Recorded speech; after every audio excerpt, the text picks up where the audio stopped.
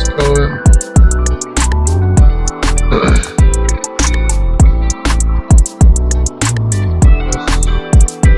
Okay, so now we got my screen recording. We got the microphone clipped to the laptop. You guys should be able to hear me just fine. I'll bring it in closer to myself just in case. Okay. Recording. Welcome in, everybody. So today, I'm coming in way too hot, way too serious. Okay, hold on. Okay, I think we're finally ready to start. Okay, welcome in, everybody. So, long story short, it's impossible to get the context of everything in your life into one video. But essentially, I started with things that I took at a loss, things that I bought to flip, like all these shoes behind me that are no longer worth as much as I even paid for them. And I got them on sale, on clearance, from the Nike outlet, whatever, played the game. Shoe market crashes. A 25, 30-year long vetted system for how to resell shoes completely got reshaped. I just didn't have time to relearn all that. So then I'm like, well, fuck it. I'm going to get into music gear. That's been going really well. I've been doing electronics like cameras, computers, phones. It's all going well. But essentially, like, I've started my reselling business off of essentially creating a liquidation sale. So the shoes, the drums, the guitars, the audio interfaces, the microphones, the cameras, the gear. Some of this stuff is just stuff that I impulsively bought over the past 5 years that is still relevant and hasn't changed. And it's still good to sell, or it's whatever, a new-ish model. And so I've been able to just liquidate some valuable things that I don't need. Like I don't need two desktop computers when I have a laptop and a desktop. And so that frees up a Mac Mini. I don't need the Sony ZV-E10 camera that I bought when I told myself I'm going pro on YouTube, when an S26 and an S24 Ultra seem to be doing just fine. Right now we're on the computer screen. You can see my mouse going around everywhere. We're going to be getting into numbers, spreadsheets, things that go back 3 years. Essentially, I started this Facebook Marketplace business sort of thing in 2023 originally, and because long story short, I'm on a government pension because of some medical shit. I came into some money. I had $10,000 and I was like, fuck yeah, I'm going to start a business. So I just bought a shit ton of Jordans. I went to the Nike outlet store. I bought on sales. I flipped up. It was going well. I had sold some pairs. And then Nike started restocking the market like crazy and pretty much essentially putting an end to the resale market. And now when you search any shoe on StockX, it's worth anywhere from $90 to $120. And the days of random pairs becoming worth $3,000 just isn't happening anymore. And then that kind of tanked me for a while. And then I got back into my chef career. I'm 30, I turned 31 in a few weeks. So I'm 31 years old. I have a 10, 12, 13-year long on and off chef career in between entrepreneurial endeavors from my 20s. And yeah, I just got back into like kitchen work for a while because I didn't know what else to do. I was like, well, reselling kind of sucked because I was just so narrow minded on shoes. It was like the only thing I knew about. The only thing I knew about was shoes. And then I was like, wait, I know about more things. I have more passions. I'm a content creator. I'm a musician. I'm a chef. Um, all sorts of things. I'm a hockey player. So I was like, what's resellable? And this is now. So right now I'm in this condo. It's my first condo ever. Classic millennial, age 30, finally have their own place with no roommates. And I have survived the past 6 months without needing a traditional job. I need to make that absolutely clear. I've survived 6 months in this condo without having a traditional job. Okay, so how do I do it? The pensions I'm on pays for some things, but it doesn't pay for everything, and it doesn't even pay for half, but it covers some bills for me. Then I have my business capital, which is right here. This is $3,150. I had a $5,500 month in my first month this July, and that skyrockets anything I've ever done in the past few years. And like I've only like made the odd flip or sold the odd thing or maybe pulled in $500 or like but I never like, and still I don't even consider it a real thing yet. It's like this little side hustle I'm doing. I told myself when I hit, because in Canada the first $15,000 you make doing anything, and I want you guys to get value from this, especially if you're Canadian. The first $15,000 you make independently is non-taxable. The second you make $16,000, $1,000 of that is taxable. So right now, this is just $3,150. It's gonna eventually become $10,000, and it's eventually gonna become $15,000. When the stack is higher to $10,000, that is the most money I can put into the bank without having to do a bunch of paperwork and proving where the money came from and this and that. And it's not about legality or whether it's allowed or not. It's just the government has it so that you can put in $10,000 in the bank, no questions asked, business or personal. So when this hits like $8,000, $9,000, that's when I'm going to open my business account. That's when I'm going to go to my local registry and register JB's Goods as an actual business. But I don't know how it works in the States. I don't know how it works in Australia or New Zealand or whatever. But in Canada, you pretty much have free will to just kind of get your business going before you have to make it official. Because once you make it official in Canada, you're getting taxed and they're going to charge you money that, trust me, I've learned the hard way. I've opened a business and ended up making no money, kept that business open for 3 years, just kind of forgot about it. It's technically existed on paper. And I ended up owing the government $3,000. And I was like, look, I never made a single penny from that business. They're like, okay, we'll wipe it. And they waived it. They were nice. But like that took a little bit of help from my mom. A little bit totally honest, because my mom works in payroll for a living. She negotiates money all the time, and yeah, so got out of that pickle. But let's dive into the computer here. Let's open up Chrome.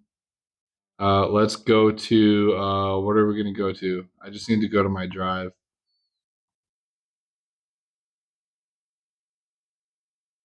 I have absolutely nothing to blur out. I don't think. I'll take a look right now. No, we should be good. Okay, so let's start uh, with the 2025 cog sheet. So this is cost of goods. This is inventory I still have. Turns out on Facebook and on well, no, just Facebook. But it turns out on Facebook, people just like absolutely have no money for Jordans. It's always a guy that's trying to get like half off for the Jordans. That's the shirts. Pull up the sneakers now. Now we got the sneakers. This is a big list.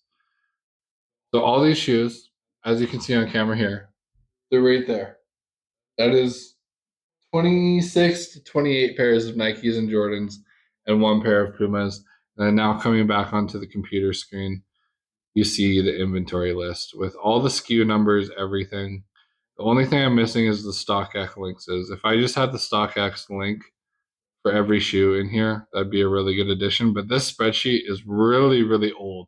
And for resellers out there, because this is a YouTube video, I want resellers to pay attention to this. Look how fucking ADHD this fucking spreadsheet is, okay? Like we got red for sold, we got green for still available.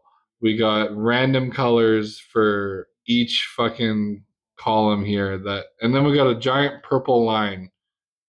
Of course it's in stock. And then yellow must mean out of stock. I don't even know where I was going with this, but I want you to pay attention to like, do not overthink the fucking spreadsheet. Then like things evolved. Now we got all the t-shirts and crew necks. Again, Nike and Jordan still have them. I have them listed for $30 on Facebook, which is literally like a $15 loss per shirt. And still, people are like, "I'll give you $10 for it," and it's like, I'm not like a total shitter on Facebook Marketplace. Facebook Marketplace is how this 3150 got in my hands.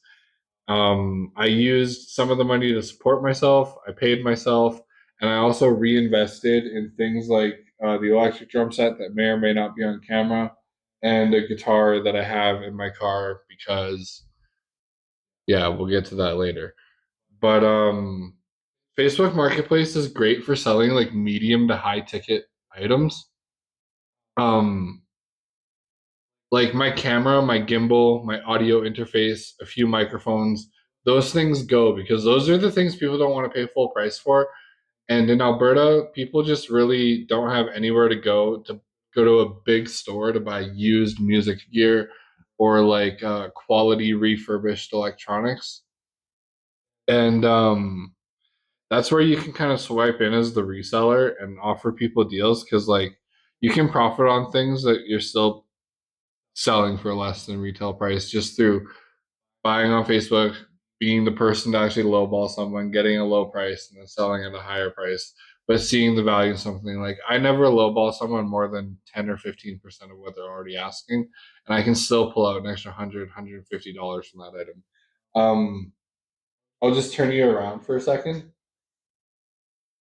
That electronic drum set came with a different set of pedals, came with more speakers, came with a throne, came with all this other shit, and I paid $620 for the entire setup. And I've sold almost everything it came with except for that speaker in the bottom left. And yeah, I've like made pretty much all the money back, and I still have the kit. And it's like the one thing that didn't sell, which is pretty hilarious because I thought for sure the kit was going to be the first thing to go. But let me just get you set back.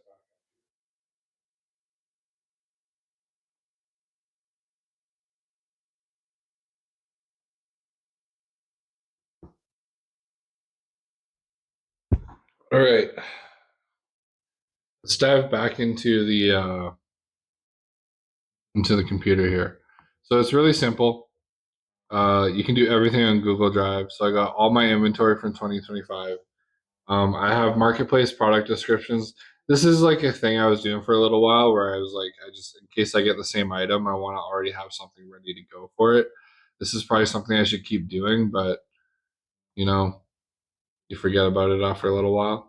But this is what I want to get to in terms of creating a functioning spreadsheet. So I picked one color. I just called it Flip Tracker.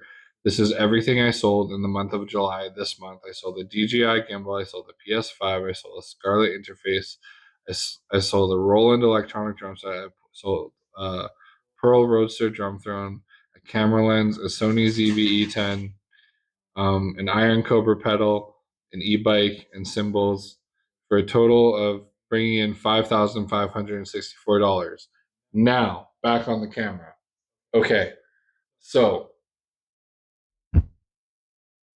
this is where you got to give yourself grace in the beginning of the journey because last time I did this, I was just bringing in like probably the same amount of money, but just spending it 10 times faster because I was like, oh my God, I'm selling shit. I'm supporting myself, going to 7-Eleven 3 times a day, picking up a bunch of big gulps, and like, oh my God, it was terrible. And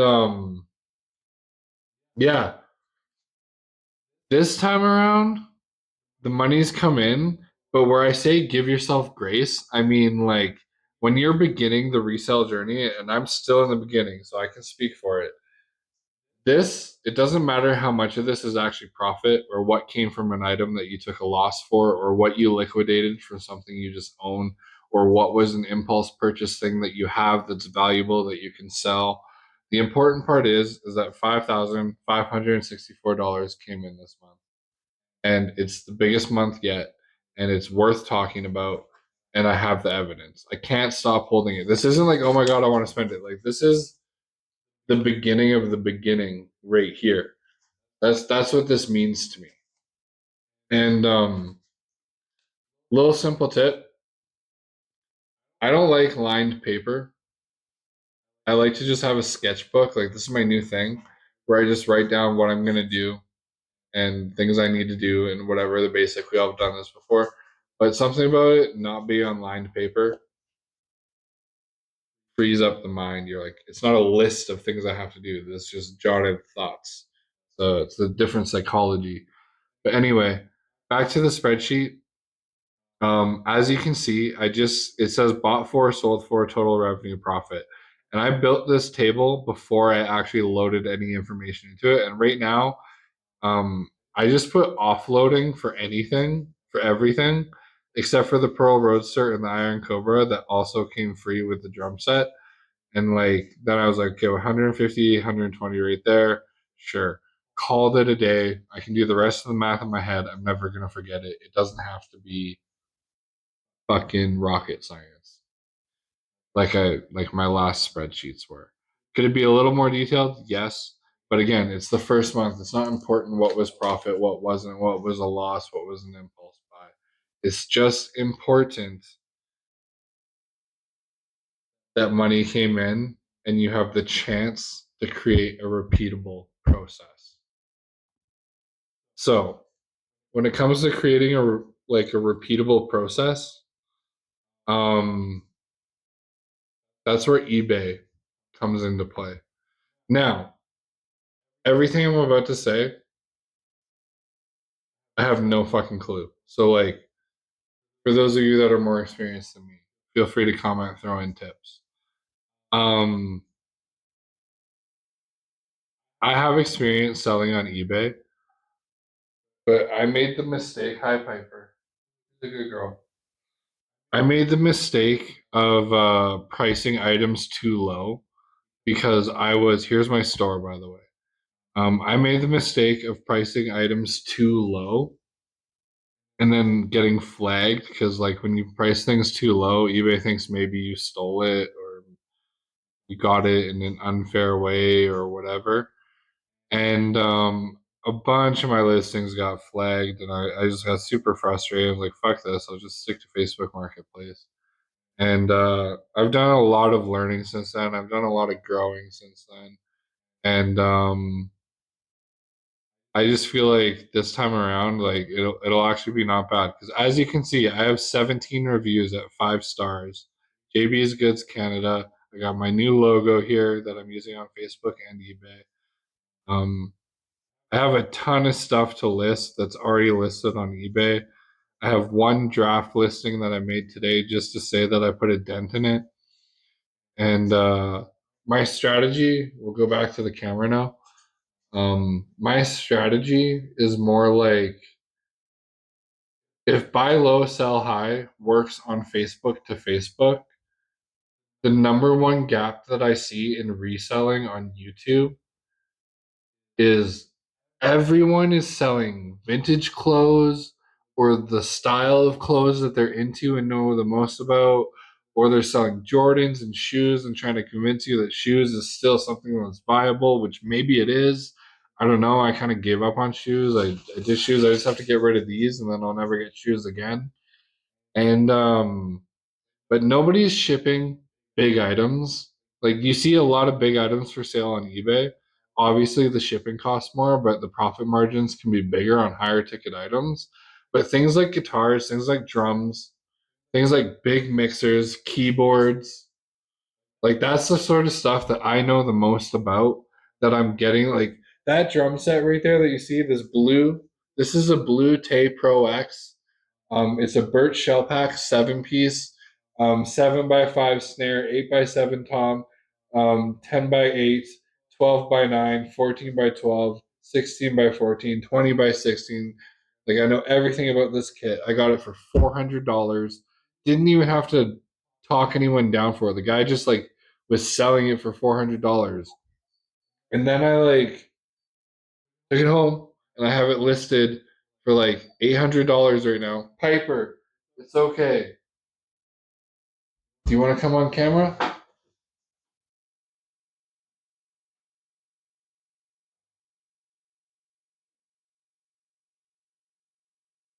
So this is Piper. So yeah, I have it listed for like 750 or 800 or something, and I get a bite or two on it every single day. I'm just waiting to sell it because I'd rather sell it on eBay because I bet you I can get $900 for the whole setup on eBay. Because a 7-piece birch shell pack, regardless of the brand, is anywhere from a 3,000 to $800 kit, depending on hardware, finish, brand.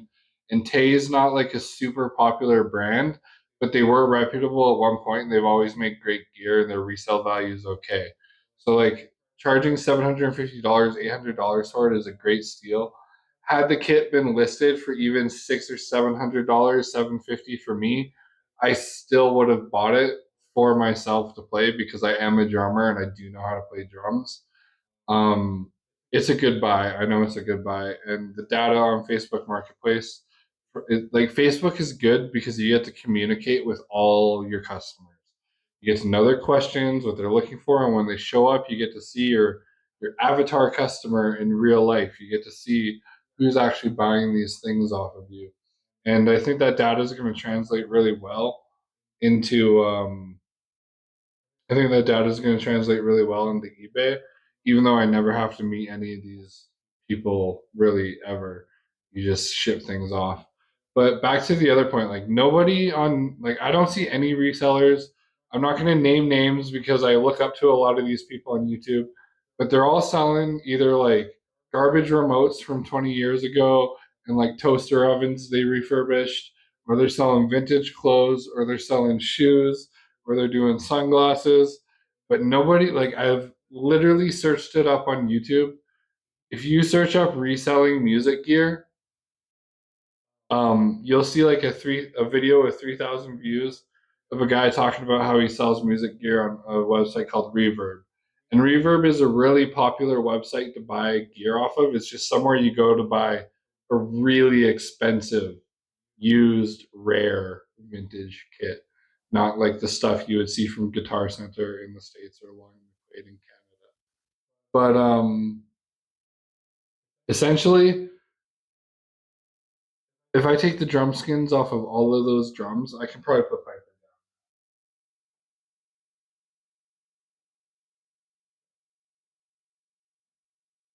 If I put the drum skins, if I take the drum skins off and then put the drums inside of each other, that entire drum set fits into a 24 by 24-inch box, one single box. And then all the drum skins and like all the rims for the drums and all the screws that you screw on the rims with would fit into like a 14, no, a 6. Hey, no, no.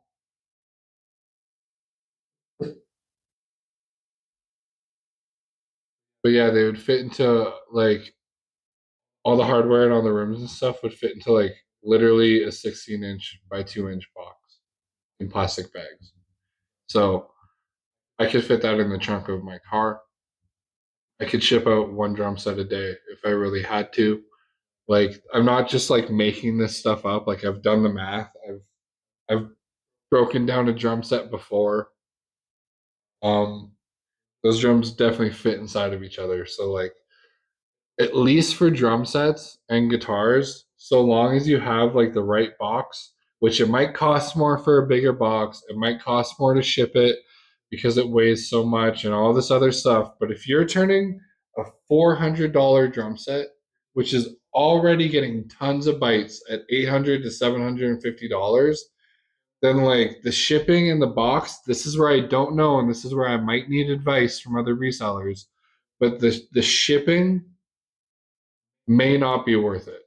But the benefit is shipping to the United States from Canada is cheaper. Canadians pay attention. If you want this, this is my experience with eBay, and I do have sales experience on eBay, just not a lot. Shipping from Canada to the United States through Canada Post or UPS is cheaper than an American sending to an American on eBay. I don't know how or why, It just is the way it is. Even with all this tariff crap going on, forest fires, whatever. I'm sorry if that dates the video. If you're watching 3 years from now, and you're like, oh, the forest fires. Hopefully, some of this is still relevant at that point. But yeah, where do I go from here? Essentially, this is turning into a real operation now. It's just once I'm all up on eBay, once I've draft listed everything and start dropping 3, 4 listings a day and everything gets up and I get my first sales, then I'm gonna start thinking about live selling, like whatnot, putting on shows. I obviously have the camera gear, I have a tablet, I have a computer over there, I have a computer right here. Like I have more than enough gear. I have microphones, everything. Like I could be like I cannot get rid of these shoes, guys. Like I'm telling you, I've had them for 2.5 years. Shoes is the worst decision I ever made in reselling, and I cannot make that more clear. But yeah, I forgot where I was even going with that. I think the video is over.